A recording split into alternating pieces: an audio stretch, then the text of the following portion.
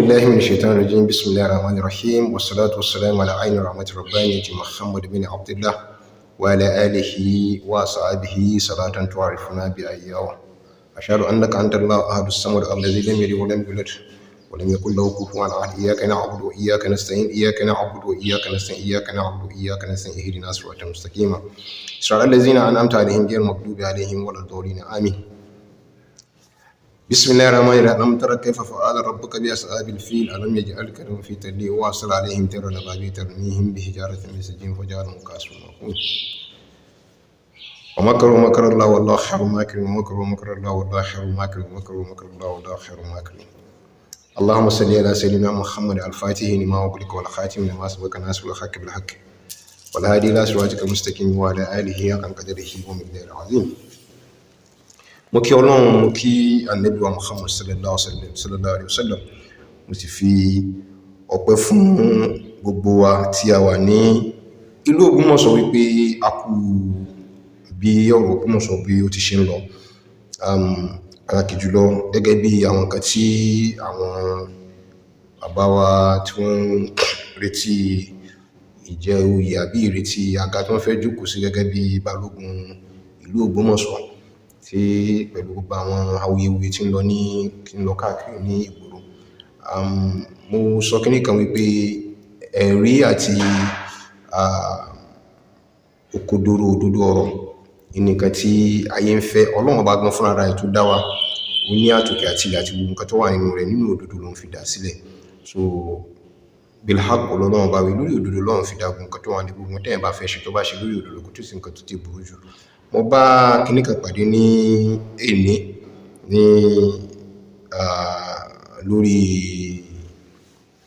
lórí net, ó wú mi lórí gidi gan.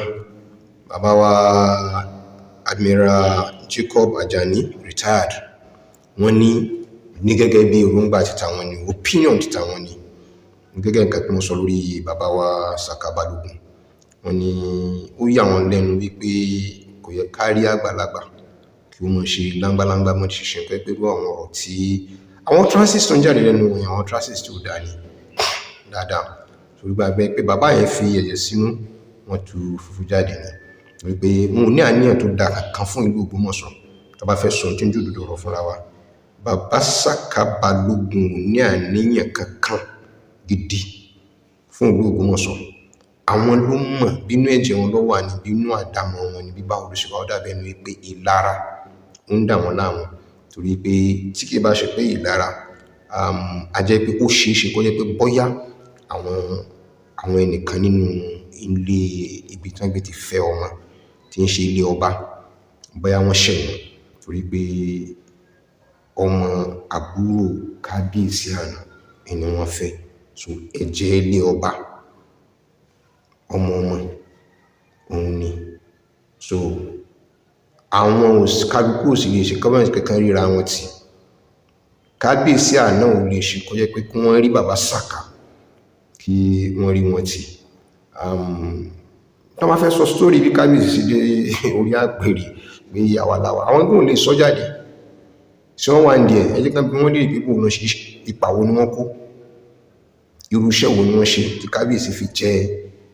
Ṣọ̀wọ́n àná. Àwa mọ̀ sítórì yẹn personally, àwa yìí àwa mọ̀ sítórì yẹn. Kìí ṣe sítórì tá lè lu aago rẹ̀ fún gbogbo àgbáyé kó bá wa gbọ́. Ìsonú ẹ̀kú ni fún gbogbo wa. Tó pé tó bá yẹ pé a bá ní ká lu aago orú kan tó ṣẹlẹ̀ láàrin ìgbà náà fún wọn létí wọn, tá bá ní ká lù fún wọn létí wọn, gbogbo àwọn tọ́rọ̀ kàn wàláhì tàláhì wọn ní spare wọn l'Ógbómọ̀ṣọ́. Wàláhì èyí tó lọ́n kan fi gbé kí àjò yìí lọ́n kan bí kó fi clear níwọ̀n bá ní pé time tí wọ́n fi gbé mi wàláhì tàláhì mo respect ọjọ́ orí wọn, mo dẹ̀ bẹ̀ wọ́n. Torí pé gírí náà gbé mi nígbà náà, I was not prepared. It's wrong. Torí pé it's never a criminal case. Tẹ́ fi wá fi ọlọ́pàá gbé mi, tẹ́ fi gbé mi lọ. So agbára ni wọ́n ló ń gbà náà. Mo ti gbọ́n, wọ́n ti kọ́ mi, mo ti ní sọpọlọ báyìí. Wàláhì ẹ mọ́ ulẹ̀ dára yín láàmú tẹ́ bá pọ́ ọlọ́pàá tí ń bọ̀ ẹ̀kan pè mí ní pé ibi báyìí lẹ́ ń bọ̀ ọlọ́pàá ní yíò ẹbá ti ní kí má ti pé ẹlúrí kí ni wọ́n lo ogún lágbájá ìlà fífẹ́ wá gbé ẹ̀ṣì wá gbé mi nínú sí dáínú. I will never say anything anymore longer. Just charge me to court. Lord, as much as much in the tell probably by wasting life for me, shoot me off. Because there are laws to be carried lórí pé me ṣe arrest me. Gbogbo laws tó mo fi láti gba wọn tí máa arrest me láyé yìí kò sí kankan tá tẹ̀lé rí. No laws yẹn láti jọ wọn tí wọ́n gbé mi kò sí kankan tí wọ́n tẹ̀lé rí. You waste my energy, waste my time, waste my resources, spoil my name, blackmail me. Yet, you need time like to take it upon you people. But for the peace of the land to reign, because I really don't want to hit the polity. Gbogbo tó wà lẹ́yìn tí mo gbogbo àwọn bloggers ẹni kan mọ bú mi tán ṣe kíní gbogbo tán ṣe kálẹ̀ káàkiri mo fi wọ́n lẹ́ni I don't want to hit the polity. Níbi tá à ń lọ là ń lọ I don't want distraction. Mi ò ní fẹ́ nǹkan tí ó kọlu ẹni tí ó kọlu kankan ní ti bí tí mo ju kọ́ tí mo lọ òun ni mo ń lọ. That is why níjọ́ tá ń fi ń pè mí tí nípa Alhaji Monsuru tá fi jọ ń jókòó Alhaji Monsuru wà lórí ìjókòó Alhaji Barrister Abdulsalam Ari Abdulsalam he is his lawyer wọ́n wà lórí ìjókòó. Abdul Fatai, my lawyer, was on ground. Bẹ́ẹ̀ náà ni Ibrahim tí ṣe kan nínú PA wọn. Àjọ jókòó nínú ọ̀rọ̀ tá à ń jọ sọ yìí ọ̀rọ̀ èmi pẹ̀lú Alhaji Monsuru pé ó bú mi nǹkan kan ní afẹ́gbẹ́jọ́ kan court fine. It has got nothing to do with Kabisi and it has got nothing to do with ọ̀rọ̀ Yunusa. So it is two different things entirely. Ìyẹn we settle amicably that everything should go out of court. Kò tó di pé Bukola sọ pé òun ní gbà ó at the end of the day wọ́n sì ló gbé jáde because tabanika fa nígbà náà Bukola tó ní kán máa lọ rí fún àtàfà yẹn èyí tó fẹ́ kó bára rẹ̀ pọ̀ tí kò mọ̀ Ọlọ́run tí ó yọ náà ló jẹ́ kọ́tí pẹ́jọ́ yẹn kó ń kọ́ọ̀tù ìgbà yẹn náà ni ìbá sọ pé tí mo sọ nípa rẹ̀ tẹ́ rò pé rọ́ ni ìbá ẹ̀sẹ̀ wá gbé ti parapọ̀ jáde làbá include irú AGM meeting tán ṣe lọ́dún tó kọjá fídíò rẹ̀ ní ìgbàgbé lọ sí court káwọn bí ṣe ń give report káwọn mọ́ sí ń kówó òlú jẹ numbers of years tí parapọ̀ ti wà táàrí kankan tó ṣẹlẹ̀ ebi táwọn ló ṣí dànù yẹn èèlò náà kójọ mọ́tò ọ̀pọ̀ tó wà láti ìlú èbú ẹ̀ tẹ́ wà nílùú èbú gan náà ní monitor nǹkan tẹ́ ń ṣe I'm sorry to put it this way àwọn tí kò yẹ kẹ́ entrust nǹkan lé lórí lẹ́mọ̀ entrust lé lórí àmì pé kẹ́nìkan kó fún mi lówó lórí pé kán fẹ́ entrust anything lé wa lórí. But you just have to trust people. Who are these? Nǹkan tẹ́ ń ṣe so sure. It's wise náà ti dàgbà náà ti bẹ́ẹ̀ bá tiẹ̀ tí ìgbọ́n tẹ́lẹ̀tẹ́lẹ̀ kẹ́ tó kó Nàìjíríà. I rí a lot of videos. I rí nǹkan tó pọ̀lọpọ̀ ní tẹ́ ń pass through run now. I'm feel fún yín. Tell me about feel fún yín. Somebody like me, Zubairu Muhammad Taofeek, I swear to Almighty Allah, mo feel fún gbogbo àwọn tó wà ní Europe. Àtàwọn tó wà ní America and the rest of the team. Mo feel fún wọn because of the story we are hearing. And because of things we are seeing tó wà glaring àwa yìí ẹ̀tẹ́ bá rò bá kàwé àkàn bá yín ṣàwàdà ní pé alákàwé kílẹ̀ ṣé kán lórí gba pálí jáde ní school náà pè ní ìwé ni we are current pẹ̀lú nǹkan tí ń lọ pẹ̀lú ìgbésí ayé I current in time ẹni Saka Balógun fi rí Ògbómọ̀ṣọ́ kó I current ní time yẹn ní Saka Balógun fi rí nǹkan pọ̀ Senator Adéṣeun tí kìí bá sí pé wọ́n lọ rí fi ara kọ́ Yunusa Senator Adéṣeun he has a lot of things to show us lọ́gbọ́mọ̀sọ tó ṣe èmi ní policy kan mọ́ lẹ́mọ́ sọ kí ní kan fáwọn èèyàn pé if you are my I don't even see people as my enemy because gbogbo àtàwọn wòrán gẹ́gẹ́ bá wọn jẹ́ bí enemy fún mi yẹn they push me to glory tí wọ́n bá sí ń bẹ̀ I will not wake up I will not all this thing I'm doing they push me to do it mo ní nílẹ̀ ó ti wà nílẹ̀ 2013 I'm not using it but they push me and I know the value because it makes me tell people my mind tell people what is happening in timo de la in timo de benu spirit mi ni pé nǹkan tí mo bá wọn mo fẹ́ kẹ́ lómi kó mọ̀ I meet people I meet a lot of people we share thoughts with them and I really appreciate it I feel for some people gbogbo yín pátápátá ẹ kó èrè oko délé in tí ń jáyé láyà nílé tí òfin jígẹ́ lé wálé tí òfin jígẹ́ àwa náà tàà tí ń gbọ́ nǹkan online tàà tí rí gbogbo ẹ̀ta a ní feelings fún yín Ọlọ́run bá yóò bá yín kó òkè ṣòro yín Ọlọ́run bá yóò bá yín kó kúrò yóò ṣe dìrọ̀rùn fún yín gbogbo ilé kórè òkòdé wálé people like us not only me we have people like me who are always praying for you people because I feel fún yín nígbà mi tàbá wo fídíò nǹkan mi ti máa ṣẹlẹ̀ bá ẹ̀wù dákun ẹ̀wù nǹkan táwọn kìíní yìí pass through mo ní mọ̀ wípé ọ̀pọ̀lọpọ̀ nínú yín gan ní live fake life ìyẹn ó dùn yín o like Zubair Mohammed Afin I'm so factual ọ̀pọ̀lọpọ̀ nínú yín ní live fake life wípé life tẹ́ live kìí ṣe life tẹ́ lè sọ fáwọn èèyàn nílé pápá but kọ́mọ̀ jẹ́ bànújẹ́ fún yín fún wọn nínú ilé ẹlòmí ọmọ sọ wọn pé dápẹ́ wa mi ṣe rí ṣàǹṣe nǹkan báyìí tó bá dọ̀tún la máa ń fún ilé torí pé kò sí nílẹ̀ ni but kò lè sọ fún wọn pé kí wá láǹfààní pé àtàlẹ́ takọ̀ tamọ́lé ṣe gbogbo àtúnbọ́ sí ìlú èbò àtúnfẹ́ mọ́ ìgbà lọ́wọ́ àwọn tó wà nílé we feel for you wàláì we feel for you gbogbo àwọn parapọ̀ tẹ́ lọ rí kówó fún yẹn àwọn ẹlòmíì tẹ́tẹ́ pé òun parapọ̀ ní lọ́dọ̀ yín bẹ́ẹ̀ ẹgbẹ́ tí wọ́n give account ìtàn ṣe ní lọ́dọ̀ yín nílùú òyìnbó kálẹ̀ káàkiri anything parapọ̀ is scam mo fẹ́ kẹ́ sùn mi anything parapọ̀ tí mi mọ̀ is scam mo fẹ́ kẹ́ sùn mi anything parapọ̀ is scam mo fẹ́ kẹ́ sùn mi torí you bring the numbers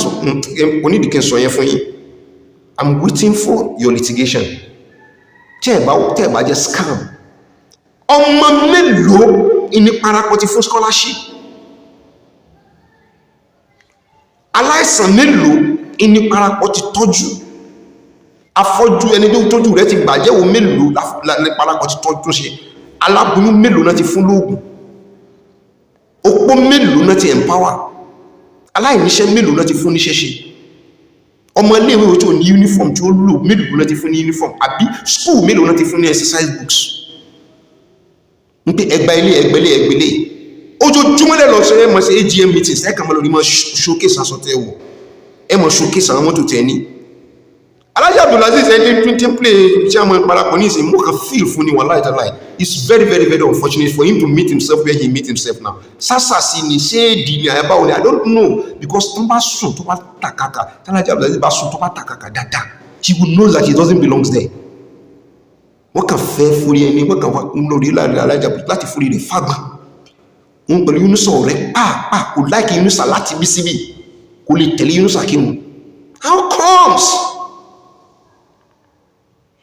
gbogbo ẹ̀tẹ́ sáré pé all should just work out all should just ẹni náà fọ́sí ara pé all should just work out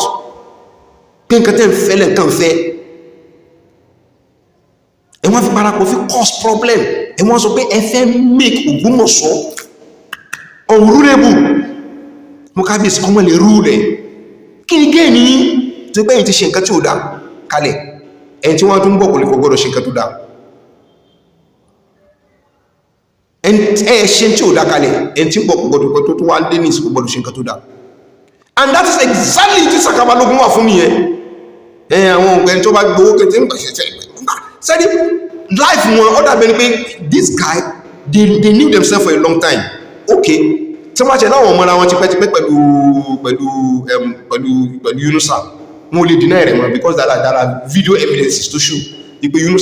Yunusa sọ wípé even gamba tó ń fẹ́ jẹ ìmáàmù tó ń fẹ́ jẹ ìmáàmù ń sọ pé bàbá òun ni Saka Balogun wọ́n dẹ̀ fún ní ìmáàmù níbi tó ń gbé ti fún ní ìmáàmù relationship ẹ̀bùn náà ti ń bá bọ̀ so àwọn tó bá ti ní mindset lórí kí wọ́n scam àwọn èèyàn wọ́n ti mọ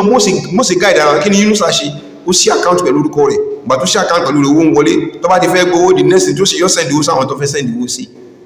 ó ti lọ rí implicate gbogbo wọn ti lọ rí kó wọn gbogbo náà rẹ̀ tó bá ti wá kẹ́ni ẹlọ́rí withdraw rẹ̀ kẹrọ rí àwọn àlọ́rí withdraw wọn kò wá fún ìgbà tó délẹ̀ ní ìsìn gbogbo ló bẹ̀rẹ̀ sí mọ́ kó sínú rẹ̀ báwọn pẹ̀lú wọn yóò dé there you get there ìgbà náà lẹ́tùmọ̀ nǹkan tí mo sọ I'm not just talking for talking sake ìgbà náà lẹ́tùmọ̀ pé I am a bona fide of Ògbómọ̀ṣọ́ land látàgbárí mi látẹ̀lẹ́sẹ̀ mi tí èsì pé wọ́n ní ẹ̀jẹ̀ tó bí mi ò gbọ́dọ̀ dá Ògbómọ̀ṣọ́ kódà kó sí pé ti ṣẹ́jú kan ẹ̀jẹ̀ tó bí mi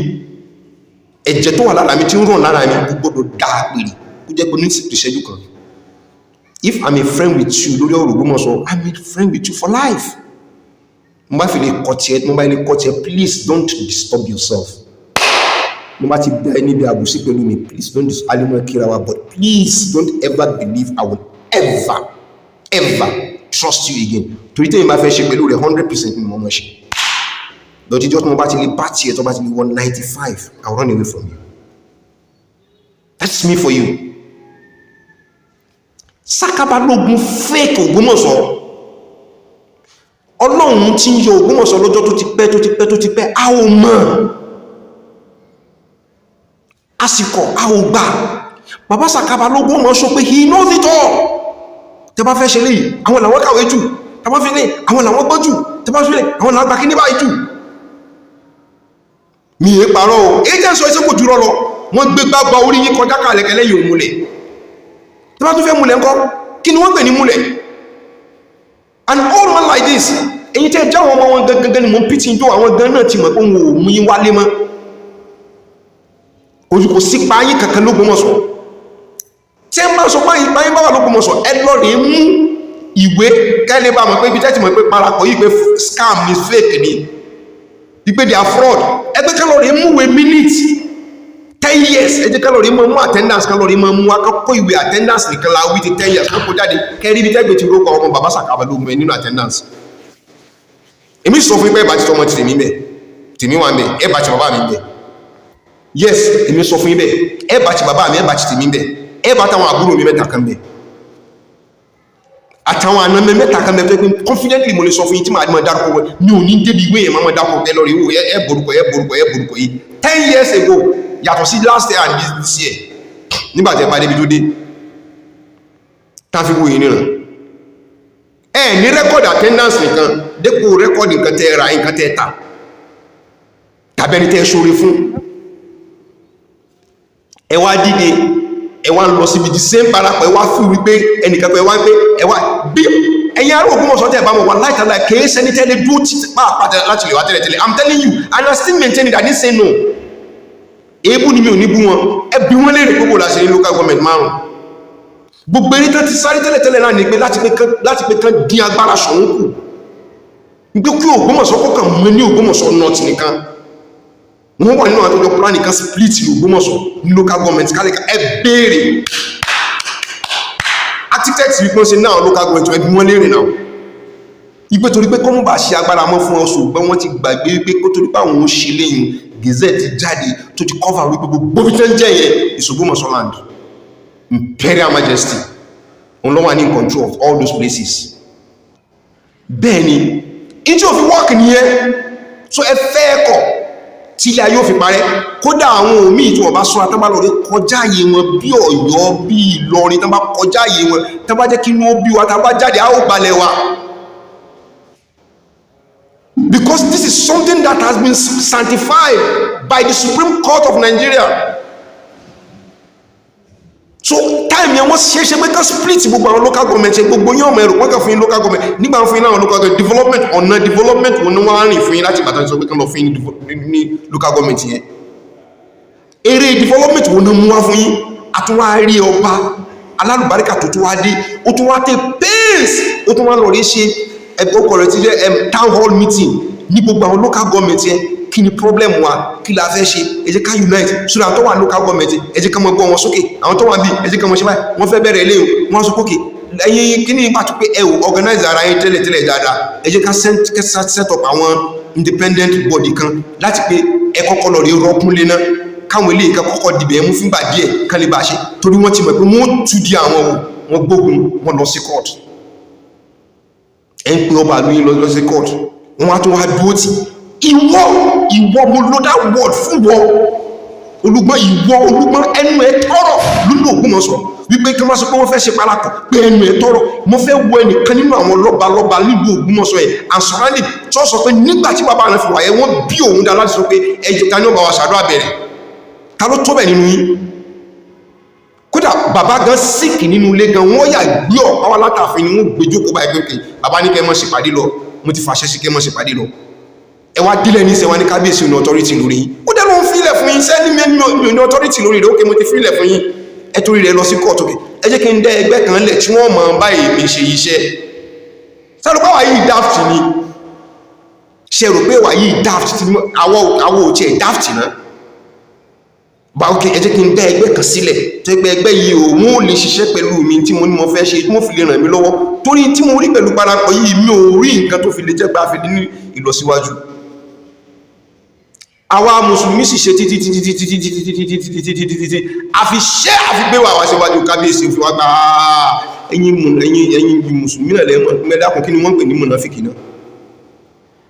àwọn ẹ̀sìn tó fún kábíyèsí pé wọ́n kábíyèsí akẹ́mọ́tọ̀lá bàbá wà kábíyèsí alábòsí náà jẹ́ bá sẹ́yìn náà lẹ́ pẹ́ra yín báyìí náà ẹ sì wá ṣe títí ẹ sì wá gbé mùnáfìkì wá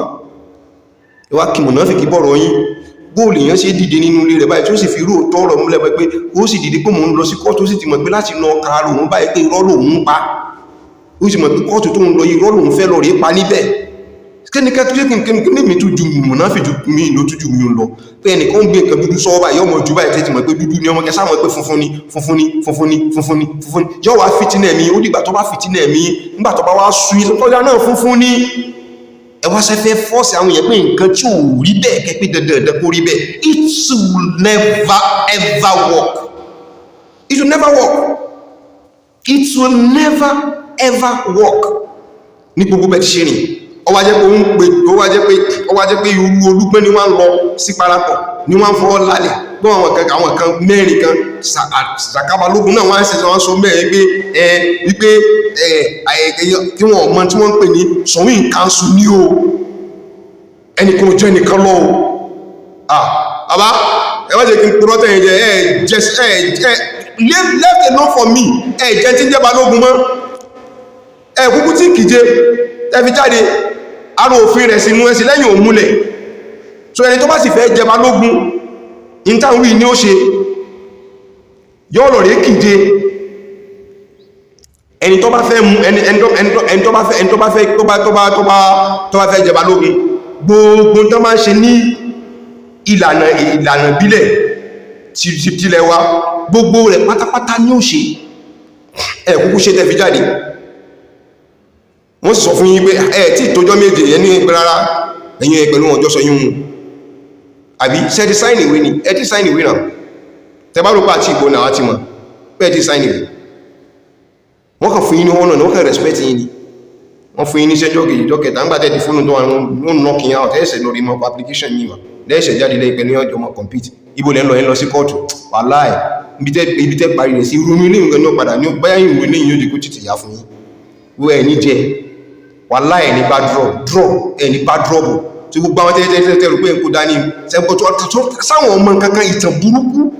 ìtàn òfò lẹ́ńpa fún wọn làwọn ń gbọ́ làwọn ń gbà ẹ túmọ̀ atẹ́rẹ́gbẹ̀bí fún wọn náà ẹ túmọ̀ balógun atẹ́rẹ́gbẹ̀bí ní Yorùbá kí ni wọ́n ń pè ní atẹ́rẹ́gbẹ̀bí ẹ túmọ̀ rẹ̀ fún wọn ogun bolẹ̀ lọ bá ogun wọn sọ́jà ogun bólẹ́ bá wọn gà èyí tẹ́ jẹ́ nínú ilé-ẹjọ́ pé bàbá yín jẹ bóò náà ṣe gbà ẹ sọ fáyé náà sí wọ́n lùlù tẹ̀lé yín sáyé tẹ̀lé wọn gbà náà sí wọ́n gbà tí wọ́n gbà náà ẹ ti hú ìtàn jáde débi pé àwọn òmíì tí wọn ò tí ì kú nínú àwọn àgbàlagbà wọ́n ti ṣetán láti pé kán gbé kámẹ́rà wá káwọn nílé gbé kámẹ́rà sí wọn wájú báyìí kán mọ interview wọn ẹ lérò pé bàbá mi nìkan ni no my daddy is still alive he will still tell you that story but bàbá mi nìkan kọ́ láwọn ọkùnrin tẹ́sí direct wà lọ́wọ́ tààtù lórí bí ẹgbẹ́ kámẹ́rà sí wọn wọ́n jù sàlámù àlékún ń gbẹ́ dákun bó lọ́rọ̀ balógun gbọ́mọ̀sọ́ sí jẹ́ kánmọ́ sọ àwọn ilé tó ti ń jẹ fún yín kánmọ́ gbọ́ káwọn tó máa béèrè lọ́dọ̀ ti gbé bóò ní ti jẹ́ wọ́n yìnyín ní pé torí bàbá yín akíkanjú dókítọ̀ ni atẹ́rẹ́gbẹ̀mí ni kò sí kan ọlọ́run fi yìn wọ́n kò sóbìnrin tí múra àti bí tí nira tó bá dọ́wọ́ wọn kó ti mọ́ pariwo tó bá dọ́dọ̀ wọn ọlọ́run ṣe lẹ́rọ̀ fún nígbàtí wọ́n ní wọ́n ní fún wọn nígbà náà ni premier fi fún wọn ní order nígbà náà ló fi fún wọn ní ìwé pé kí wọ́n ṣe nǹkan tó yẹ kán ṣe láàfin ogun bó lẹ́jà ṣe dógún náà ní ẹ̀jẹ̀ ṣe lóògùn lọ́wọ́ ni wọ́n pé ìntọ́wà lára kí ni nǹkan tó wà lára kí ni tó wà lára tẹ́ lò fún sọ wọn àná ìní àbúsí lẹ́rìn náà tẹ́fi débi pé àjọba àṣẹ bá kálẹ̀ káàkiri nígbà náà I don't want to go too deep mi ní ti sọ story yẹn ní ìṣe fún gbogbo àgbáyé kan bá wa gbọ́ ẹ push mi débi tí ó fi mú mi ti sọ story yẹn lẹ́fì wá mọ̀ pé at the end of the day àwọn èèyàn mọ̀ ta rọ́bà sí yín báyìí tá a bá fẹ́ sọ story yẹn lórí yín á bẹ̀rẹ̀ story yẹn láti gba ayé bàbá wa Láyọ̀dé Ọlájídé níbẹ̀ láti bẹ̀rẹ̀ káwọn èèyàn ti mọ̀rú ní àjòtẹ́ tí ń rí ibọ̀ láti bẹ̀ tó fi débi tàdé ọmọ Ògbómọ̀ṣọ́ ni mi ò pìtàn fún mi ò bí sáwọn ọmọ tẹ́ lórí pé látàbẹ́kúta pé kí wọ́n wá káwọn ọmọ bá ń sọ̀rọ̀ nínú àti ìyá àti bàbá àti gbogbo ẹ̀pàá Ògbómọ̀ṣọ́ ni wọ́n nǹkan ṣe ń pitan fún ẹ̀wọ̀n tẹ́ ẹ bá rí a ní kẹ́tẹ́ nìkan jẹ́ nìkan tẹ́lẹ̀ bí mílíọ̀nù kìnnìkan gbogbo tẹ́lẹ̀ bí mílíọ̀nù I will just say it before the law máa mọ̀ ṣe báyìí náà mọ̀ recording because at that time I will seek for the Lord that I want the press to be there gbogbo nǹkan máa ń ṣe báyìí every sitting táwọn máa ń ṣe báyìí táwọn máa ń sọ nǹkan ní court báyìí this is what we are going to seek for gbogbo táwọn máa ń ṣe ní court báyìí kàn máa record wa kàn sì allow wa láti gbogbo táwọn máa ń ṣe káwọn press kàn sì máa gbé jáde immediately kàn máa gbé jáde ní yàjó ẹ wá gbọ́n tó ṣẹlẹ̀ ní Ògbómọ̀ṣọ́ nípa àwọn kóòtù ní Balógun tó gbé lọ́ba níkà lọ sí kóòtù ọ̀rọ̀ tá a tún gbọ́ lónìí ní kóòtù rèé o láti pé kẹwàá máa dá wọn ní yàjó ni because it's going to be one of the things I'm going to seek for the law accepted that yọ̀rọ̀ dábàá fi ṣe láfijọ́ ṣe pẹ̀lú yín that is the truth of the matter ìyí kìí ṣe bí ti tẹ́lẹ̀ Balógun wọn ni títí wọ́n jẹ́ ẹ̀fà ṣe ń dàgbẹ̀ yẹn mọ́ yógún jà ní ojú ìwò lẹ́yìn ṣe ń jà náà ẹ wá dìde ẹ wá kọrin ọ̀tẹ̀ ẹ wá sọ̀rọ̀ ọ̀tẹ̀ ẹ wá ń ba kálẹ̀ káàkiri lórí kíni ẹ fẹ́ gba sympathy lọ́dọ̀ ta ni lórí gbogbo àwọn lórí fídíò tẹ́tẹ́ tí mo ti kọjá mi ò ní time fún láti analyze ẹ̀mí kí n fáwọn èèyàn láti pé káwọn èèyàn kan bá yín gbọ́ káwọn gbogbo nǹkan tẹ́yìn sọ kí wọ́n sì pé nígbà tẹ́yìn fi sọ̀rọ̀ kò tí sílẹ̀kẹ̀ lọ́wọ́ kò tí sílẹ̀kẹ̀ lọ́rùn ní ìsìlẹ̀kẹ̀ ti wà lọ́rùn àti kò jẹ́ bọ́ lọ́sà lọ́wọ́ ẹ̀ tẹ́ bẹ̀rù Ọlọ́run bíbí tẹ́ ti wí nǹkan lọ́wọ́ wá sọ́ọ̀kì kẹwàá dákẹ́ gbìm níbẹ̀ yẹn kẹwàá ní kò bá bá ẹni tí ọ̀bọ̀ ṣé gbákejì Olódùmarè ní ní ṣé gbákejì Olódùmarè ní ní àwọn ọmọ yóò dẹ̀ advice pé bàbá tẹ́ lọ you go too far ẹwọ̀n sọ pé intention you've gone too very far ẹ̀yẹ̀yàn I will still beg you gbogbo ẹni tẹ́ wo fídíò yìí máa bẹ̀yìn lórúkọ Ọlọ́run tó bẹ̀yìn lórúkọ Ọlọ́run pé kí ẹ dákòtò Ọlọ́run kí ẹ má bínú sí mi fídíò kékeré tó ní ìṣẹ́jú mẹ́jọ yẹn máa tó fi parí fídíò yìí fún yín lórí ọ̀rọ̀ àtúbọ̀tán mo ti push ẹ̀rí drama kékeré yẹn lórí ọ̀rọ̀ àtúbọ̀tán ló ìfà tó gbé irú àwọn ọmọ tó bá wà lẹ́nìsìn tí wọ́n bá rí pé nǹkan wọn bá kú díẹ̀ kàtó tí wọ́n bá ṣe kọ́kọ́ lọ rí mọ́ bẹ́ẹ̀ táwọn bàbá wọn bá wà láyé kọ́mọ bí mẹ́rin kí ní bólẹ̀ gbọ́rọ̀ ara yín tọrọ yín fi rí báyìí kí ló tọrọ wọn fi rí bó ti ṣe rí bàbá they need to act pé kí nìkan tó fà tọrọ àwọn fi rí bó ti ṣe rí tẹ́bá wo fídíò yẹn ẹ mọ̀ ẹ̀kọ́ wọ́ọ̀tí láti pé kí wọ́n máa béèrè pé kí ló tẹ́ tọrọ àwọn fi rí bó ṣe rí yìí ṣérù bàbá Saka lè mọ́ ṣe ń tán ṣe yìí kẹ́ ló rò pé bóyá àwọn ọmọ wọn lè wá fẹ́ ṣe nǹkan nílùú Ògbómọ̀ṣọ́ kó má tẹ́ lára wọn yírù sọ lọ́nà orúkọ wọn fẹ́ sọ lé wọn orúkọ onírọ́ ẹwọ orúkọ dáadáa tí bàbá tí wọ́n ti gbìn kalẹ̀ àtẹ́rẹ́gbẹ̀bì a very sound honest man despite the fact pé àwọn gan náà by fire by force by túláàsì náà fi wọ́n jẹ Balógun gbà náà ẹ jẹ́ káwọn gangan kan bá wá sọ story ibò ní bàbá wọn sí jẹ Balógun and ọjọ́ oṣù ọdún mélòó ni wọ́n ṣe kan tó jáde láyé lórí ipò yẹn sórí ipò yẹn náà wà tàfi jáde láyé tí wọ́n bá wà lórí ipò tó fi kí ni circumstance tó fi mú wọn tàfi jáde láyé ṣé disagreement ló wà láàrin wọn pẹ̀lú ọba ni àbí disagreement ló wà láàrin wọn pẹ̀lú ìjọba the same thing náà lẹ́yìn náà ṣe nísìn wọ́n fi yín joyè tí wọ́n tí tẹ́sí wà ló tẹ́wà ló tẹ́sí wà lọ́ndà probation lẹ́wà tó tí confirm yẹn sí wà lọ́ndà probation that very same day náà ti bẹ̀rẹ̀ sí máa yẹ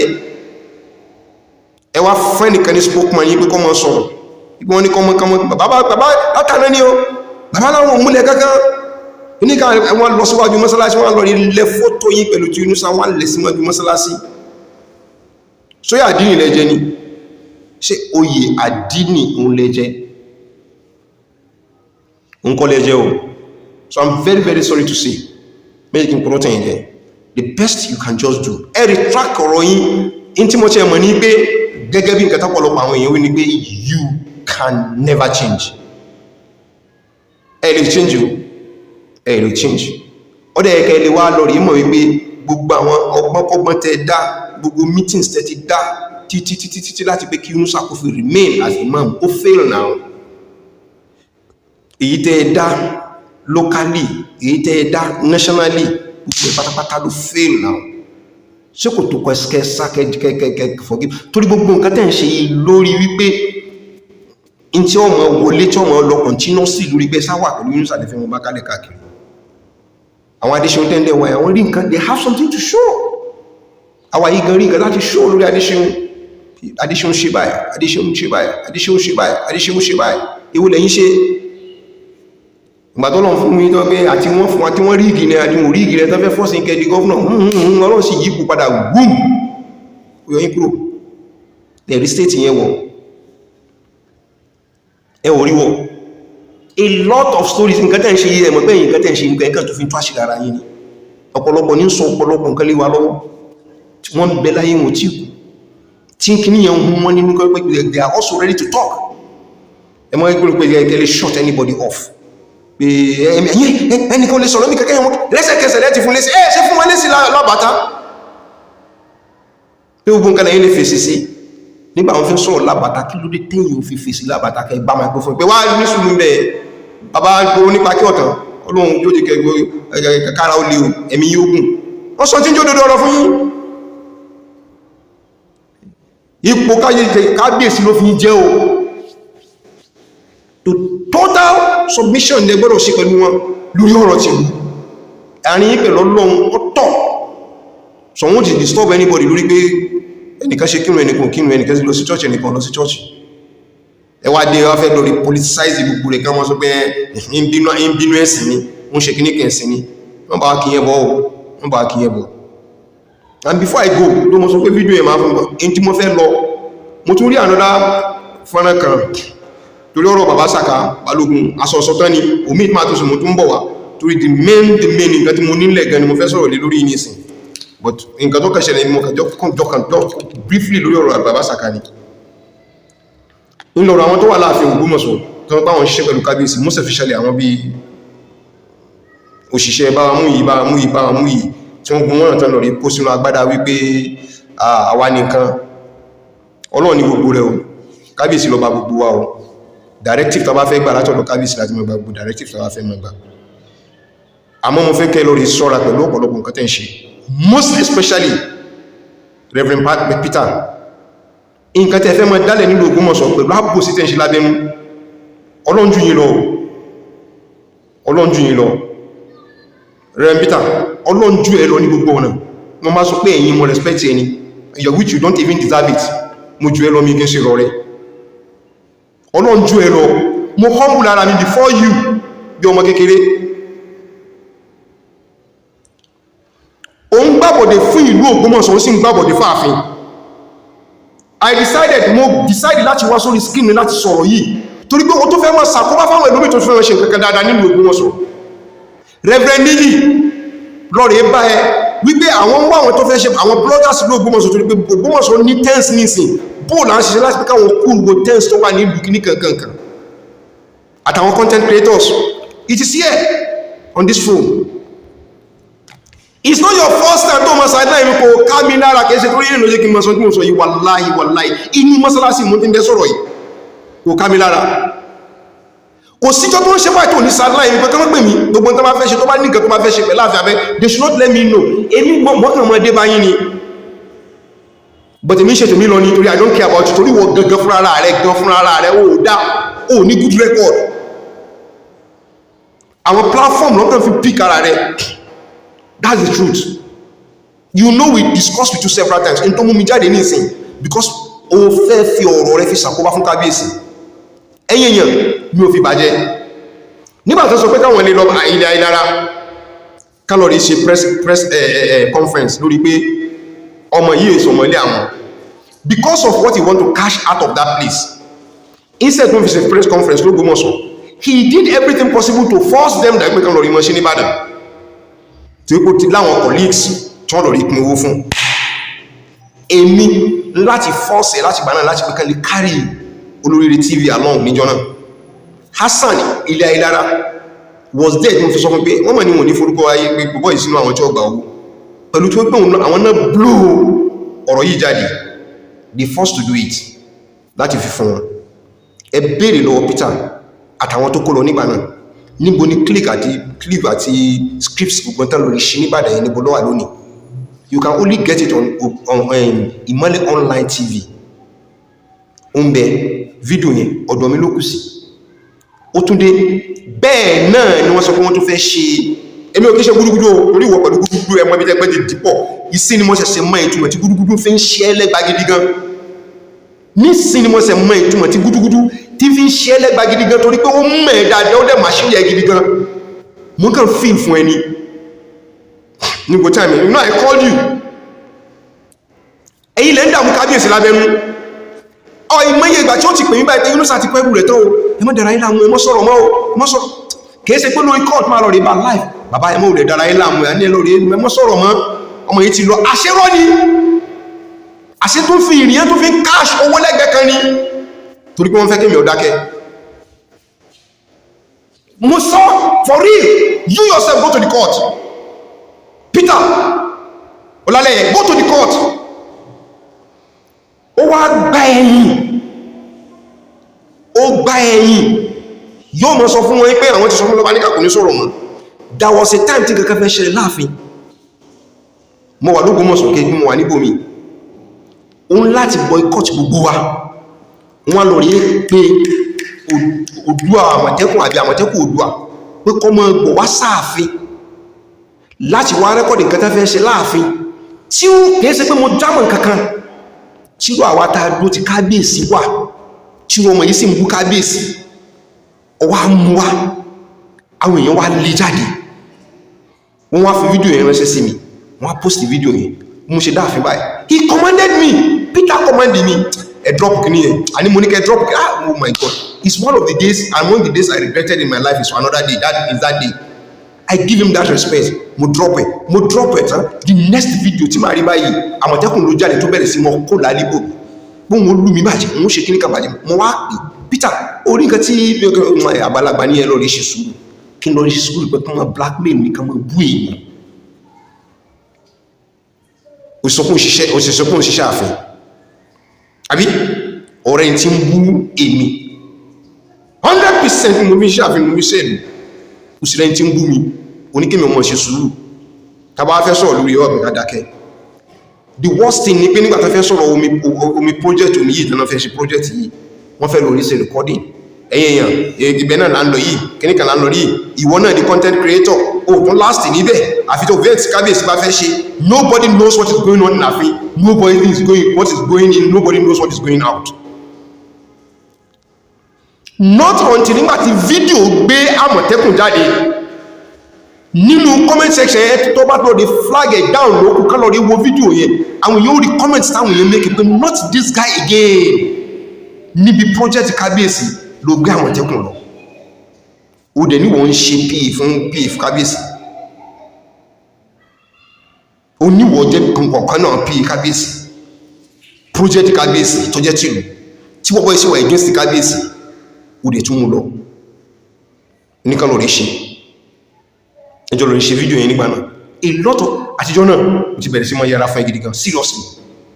seriously the next one tó wá ṣe tó wá worst yàtọ̀ sí the recreation center tó sọ pé wọ́n fẹ́ ṣe press conference kan lọ sí recreation center tó invite gbogbo àwọn èèyàn ẹ̀sà mọ̀ bọ̀ Ògbómọ̀ṣọ́ wá káàṣì owó lọ́dọ̀ àwọn olówó Ògbómọ̀ṣọ́ tí wọ́n mọ̀ tán fẹ́ fowó ṣe tí wọ́n mọ̀ sọ fún wọn náà nìyẹn press conference wọn bá tó wọ́n ṣe kí wọ́n pe àwọn èèyàn wọn tó jókòó lórí gbogbo àwọn press yẹn wá gbó lọ́wọ́ àwọn ààrẹ mùsùlùmí àwọn aṣojú àwọn kiri láti mọ̀ disburse owó yẹn fún àwọn tó wà bẹ̀yẹn àwọn press níbo ló já sí gbogbo àwọn right up tó ní kan sáré kan máa kọ́ èyí tí wọ́n náà gba ẹ̀dẹ̀ iye báyìí ni wọ́n gbà tó fún ẹlú I'm not ready to check you on that one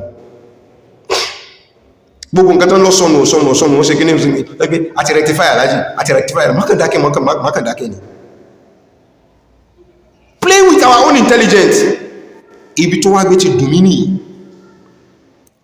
ọwọ́ àṣẹ̀ṣẹ̀ wá síbi ti credit carnival yìí before the credit carnival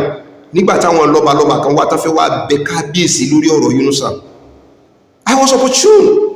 wọ́n fi ojú tẹ́ḿbẹ́lú wọ́n fi mú ẹni tẹ́mi rẹ̀ jọ rìn ìyàn apálára bó ṣe rí un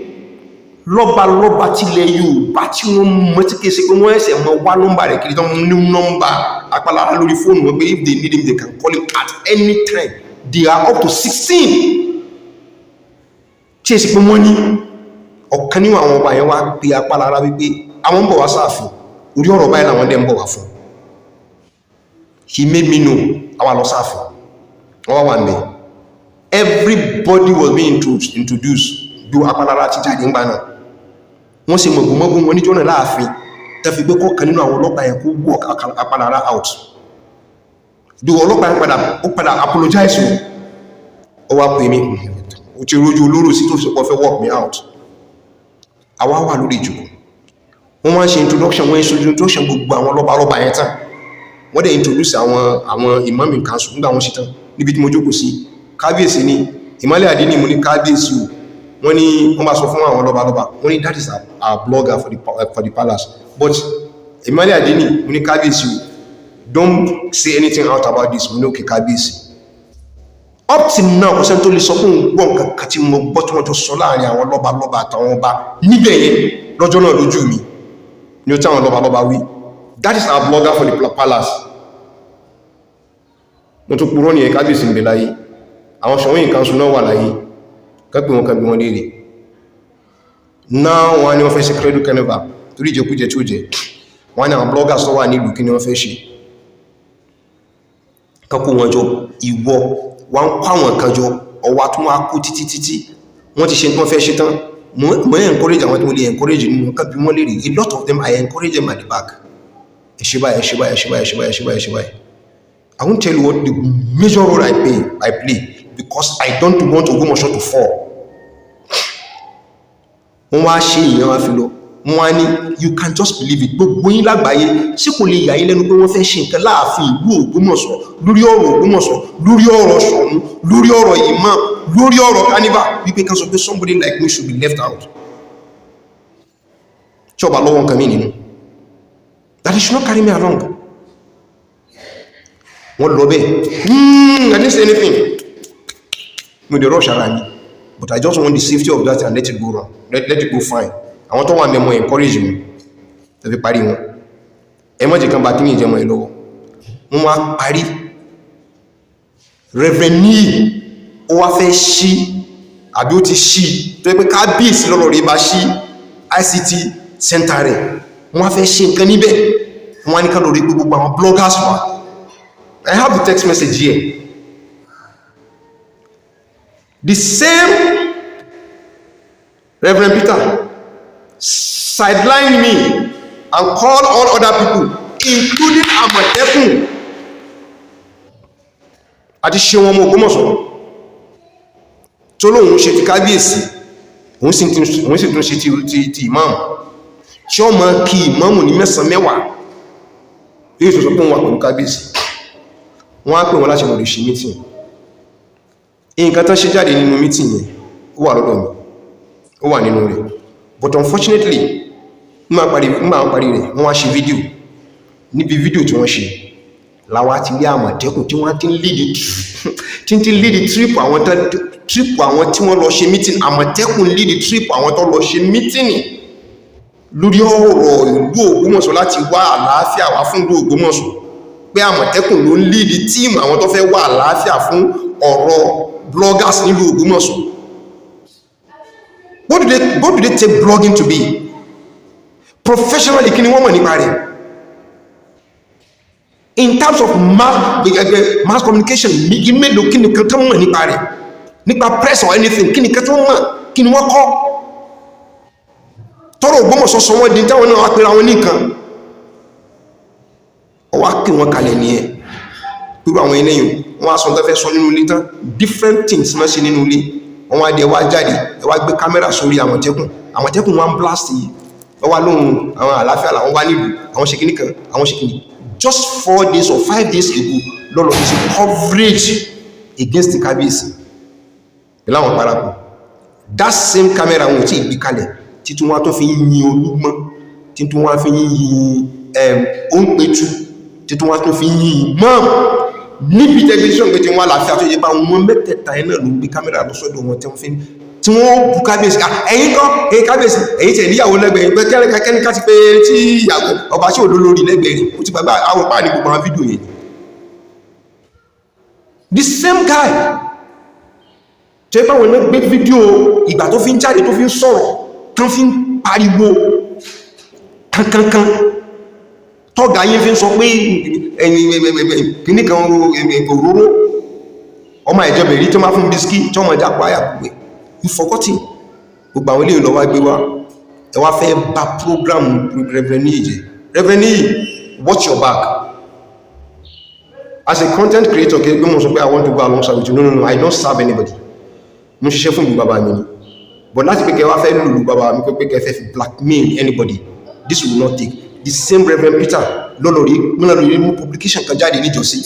Tí publication yẹn lórí go against kábíyèsí. Èmi pẹ̀lú apárára sáré counter kí ni ẹ̀ lábẹ́nu. Tó lọ sí publication pé kábíyèsí ti inaugurate wọ́n ti mú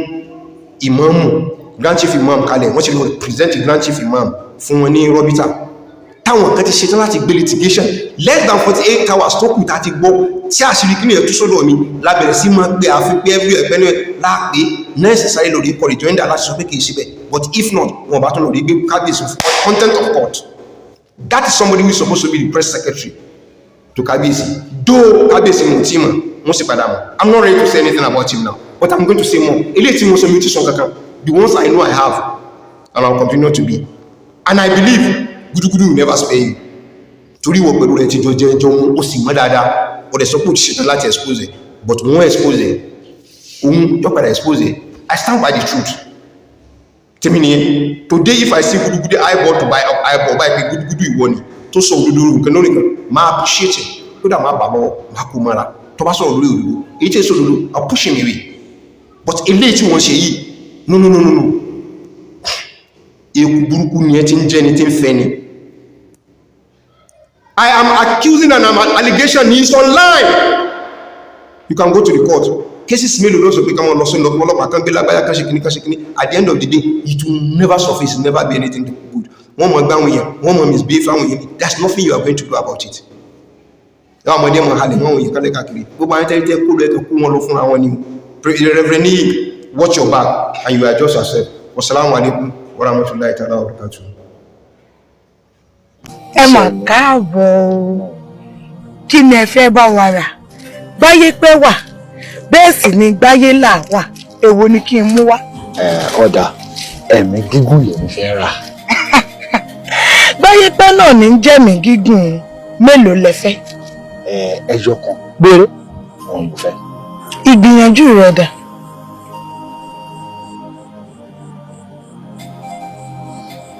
Ọ̀dà ẹ bá wọn mẹ́rin gígùn. Lóòótọ́ ní ìgbìyànjú rẹ̀ kójú òṣùwọ̀n ó yẹ ìfẹ̀mí gígùn rẹ̀ lé ọ lọ́wọ́ ni àmọ́ àwọn òbí rẹ̀ jẹ gbèsè gbáyé pẹ́ 10 lẹ̀ mi ò ní lè fún ọ àfi bó o bá san gbèsè ọ̀hún tán àbí kì í ṣèwọ ni. Jẹ́ ń gbáyé. Wo jẹ́ ń gbáyé bó o bá gbáyé gẹ́gẹ́ bí orúkọ rẹ̀ o ní láti sọ ìgbìyànjú àwọn òbí rẹ̀ ni o. Àwọn òbí rẹ̀ takú sáyé ni wọ́n ń gbélé ayé bí ipò fẹ́ jù sáyé ni àwọn ti gbàgbé pé gbèsè ẹ̀mí táwọn gbà láwìn àwọn ọmọ àwọn ò san kódà bẹ́ẹ̀ bá rí san arọ́mọdọ́mọ ni ò san o torí pé kí ni ó ṣeé ṣe kó di ọ̀rọ̀ ẹ̀mí kúkúrú sídìílé yín nílé báwọn gbélé ayé òun pẹ́ báwọn ti wà ń bẹ̀ òun. Gbèsè ẹ̀mí gígùn. Bẹ́ẹ̀ ni ṣé wo ò mọ̀ ni ẹni bá lo kánòkò lọ́sàn-án yóò rìnrìn rẹ̀ lóru ṣọ́gá àwọn tí ń bẹ ní ayé yìí tó ń ṣoògùn àìkú ayé ọmọ wọn ni wọ́n ń jẹ máyè ó ẹ̀yìn rẹ̀ wò ikú ní bẹ́ẹ̀. Iṣẹ́ mi dákun má jẹ́ kíkó pọ̀ ọmọ kò sí ilé mi. Sọ gbèsè rẹ̀ ìdílé yín ló jẹ gbèsè kódà tẹ́ ẹ̀ bá rí san kíákíá ikú ọ̀pọ̀ ọmọ kò sí ilé ikú ọ̀pọ̀ ọmọ tí ń bẹ ilé ikú ọ̀pọ̀ àwọn ọmọdé ọmọ wọn. Bẹ́ẹ̀ mo wí fún ọ. Alájẹ tó kàn dá o ẹ tọ́jú ẹ̀mí yín o bẹ́ẹ̀mí bá wà nírètí ń bẹ. Mo ní ọ̀rẹ́ kan tí orúkọ rẹ̀ ń jẹ́ òtítọ́ ní gbogbo nǹkan lọ́gbọ̀n ní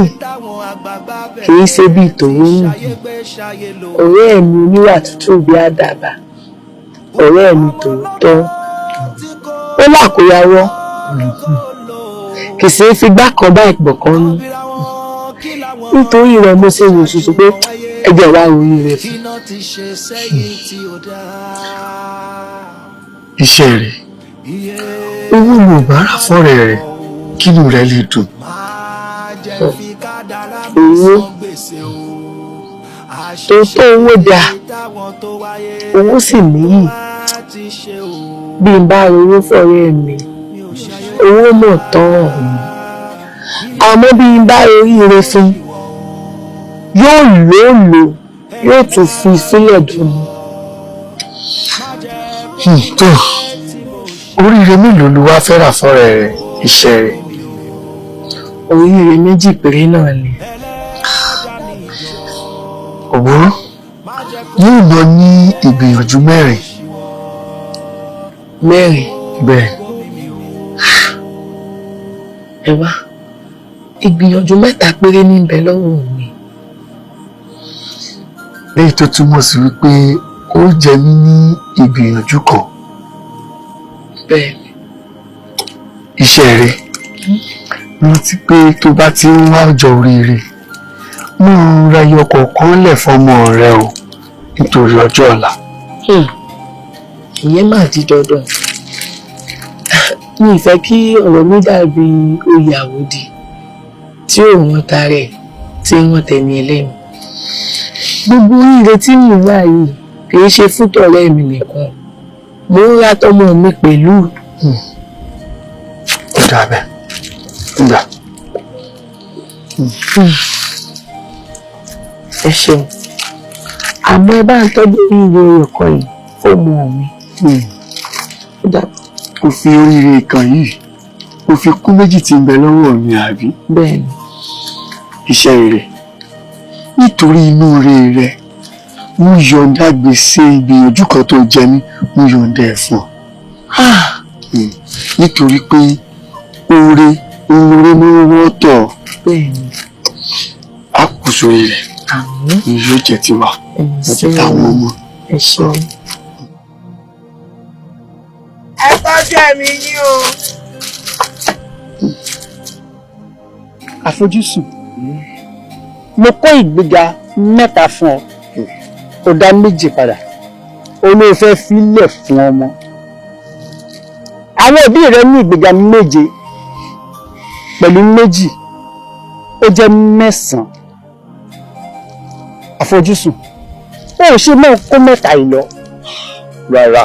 ìgbéga wẹ́rẹ́wẹ́rẹ́ ẹ̀dá kúkú débi tí ń lọ èyí tó ń wò iṣẹ́ ọwọ́ àwọn òbí mi ni dákun kí ni iṣẹ́ ọwọ́ tèmi kí làwọn ọmọ mi yóò jogún bá dákun bá ń tọ́jú rẹ̀ lẹ́ fáwọn ọmọ mi kí ìgbéga má bàa dohun ìtàn nínú ìran mi. o ṣeun. ọ̀rẹ́ mi àìmọ̀ kan tó fira rẹ̀ sọ́fà orí ibú èrè fẹ́ yà báyìí. o ṣeun ọ̀rẹ́ mi orí ibú méjì péré mo fẹ́. méjì orí ibú tó rà níjọ̀wọ́ ní tí o ti yá lò tọ́nù. mélòó ni kí la láìmọ̀ kan tó rò pé ọmọ mẹ́wàá yóò rà tó kọjá orí ibú. kò lè kọjá orí ibú. àmọ́ eléyìí èmi kan mo fẹ́ lò ó mo fẹ́ fi tàyàn kan lọ́rẹ ni. ṣeun òpè lórí mi tó lóun fẹ́ fi mí ṣọ̀rẹ́ mo gbà mo wá rí pé orí ibú wù ni mo wá fẹ́ ra orí ibú kí n fi ta ọmọ ọ̀rẹ́ mi lọ́rẹ. nígbà tó jẹ́ kó o fẹ́ fi tàyàn lọ́rẹ́ ni ìtà fún ọ. o ṣeun. àmọ́ o lè kó méjì lọ. kí ló dé. iye kan ló mú lọ. kí ló dé. nítorí wípé bí n bá fún ọ lẹ́yọ kan ìwà tọ́jú ẹyọ kan fọ́mọ rẹ lọ́dọ̀ sí ní kọ́mọ rẹ gbà o. nítorí ìgbà tá a fi wíkà la fi ń san. orí yìí ń sọ ọjà fíìmù lẹ́yọ kan ní ìsìn ìmẹ̀lẹ̀ ìlọ ìfọmọ ọ̀rẹ́ mi fi yí ń lẹ̀ fọmọ mi ó wá dé ibú mélòó tí mo ti fi lẹ̀ fọmọ báwọn. bí n bá ní kí n kà gẹ́gẹ́ bí oníbàárà mi oní tó mẹ́ta ńlẹ̀ tẹ́lẹ̀ àmọ́ eléyìí táwọn àfikún yìí ọwọ́ ajẹ́ 4 ọmọ rẹ ló sì ní gbogbo ẹ̀ wọ́n. a tún ra alẹ́ rẹ̀kẹ̀rẹ̀kẹ̀ fọmọ. bẹ́ẹ̀ni ìwọ̀n ò bá rà ta ni ó ti wá rà. ọmọ etí bàbá mi rà lẹ̀ fún mi ni. gbọ́ jẹ́ sàṣírí kan fún ọ sórí níran wa wọ́n ti rò mí pin ó lè mí nìkan mú lórí ibú lọ mo sì gbà wo ìròrí ibú rẹ̀kẹ̀rẹ̀kẹ̀ lẹ̀ fún ọ ni wọ́n borí ibú lẹ̀ gbogbo ọ̀rọ̀ wa pátá wọ́n sórí ibú. Ọ̀sọ̀wò mi oníbàárà mi. Bó o bá fẹ́ ọ̀pọ̀ ìtúbọ̀ kó sí wa bí ìtì bá bẹ lórí bá mi ò bá tó ọ ká kàn sí mi ká tó mọ̀ bọ̀ ni ó ti yá. Àmọ́ nígbà míì ó lè bọ́ sí gbèsè o. Àìmọ̀ kan ó ń bàárà mi ní ọ̀ bí o bá fẹ́ mẹ́wàá láwìn ní kò fún ọ. Ọ̀rẹ́ mi orí ibú. Ọba mi tọwọ́ rẹ̀ máa ń gbórí ibú mi máa ń gbórí ibú mi. Eléyìí náà dáa. Ẹ̀yin ọ̀rẹ́ mi torí pé mo fẹ́ràn rẹ̀ fún ọmọ ń bá mi rajà o ṣé ọmọ pẹ́ yẹn kọ́ ló ní kí n fílẹ̀ dánmọ́ rẹ tẹ́lẹ̀ kò sì bẹ́ẹ̀ fọkàn kan. Àjọ méjì pẹ̀lú tilẹ̀ ọjọ́ márùn-ún. Ẹ wọ̀ rẹ̀ o ṣe ráyè o ẹ wọ́n lórí ibú ọ̀dà ẹ wọ́n lórí ibú ti ń sẹ̀yàn lóore.